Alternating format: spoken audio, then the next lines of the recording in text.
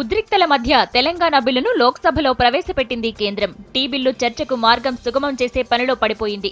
బిల్లును గట్టెక్కించేందుకు route map ready చేస్తోంది.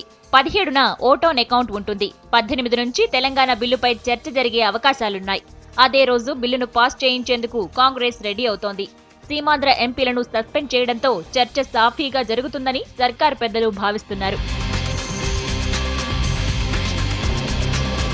లోక్సభలో టీ బిల్లు ఘట్టం పూర్తి కాగానే 19 లేదా 20న రాజ్యసభలో ప్రవేశపెట్టేందుకు స్కెచ్ గీసింది. పెద్దల సభలోనూ కాంగ్రెస్ వ్యూహాత్మకంగా అడుగులు వేసేందుకు రెడీ అవుతోంది. సీమాంధ్ర ఎంపీలు అడ్డు తగిలితే సస్పెండ్ తో ముందుకు వెళ్లాలని ఫిక్స్ అయినట్టుగా తెలుస్తోంది. అయితే రాజ్యసభలో బిల్లు ప్రవేశపెట్టిన రోజే చర్చను కొనసాగించాలని డిసైడ్ అయినట్లు తెలుస్తోంది.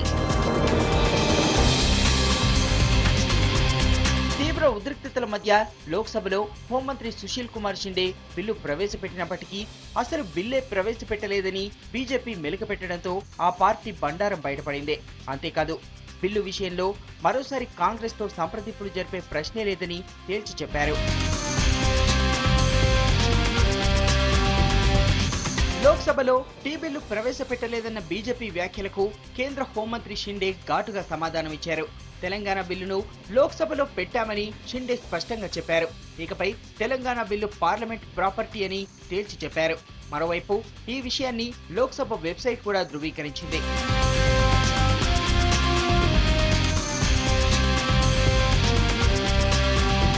ఉభయ సభల్లో కూడికలు తీసివేతల్లో పడిపోయారు కాంగ్రెస్ పెద్దలు. టీ బిల్లుపై కమలనాథులు డబుల్ వాయిస్ తో కాంగ్రెస్ కూడా వ్యూహాలు సిద్ధం చేస్తోంది.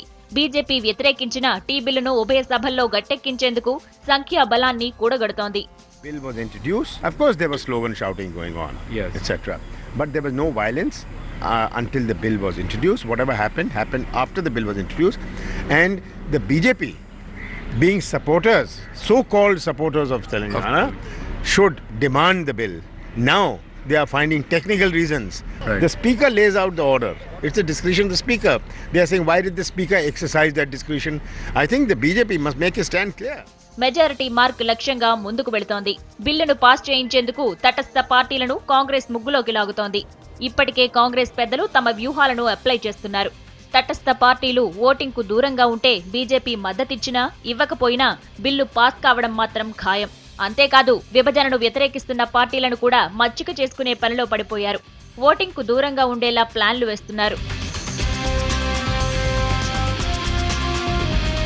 ఎవరు మద్దతిచ్చినా ఇవ్వకపోయినా టీ బిల్లుపై ముందుకే వెళ్లడానికి కాంగ్రెస్ ఫిక్స్ అయింది.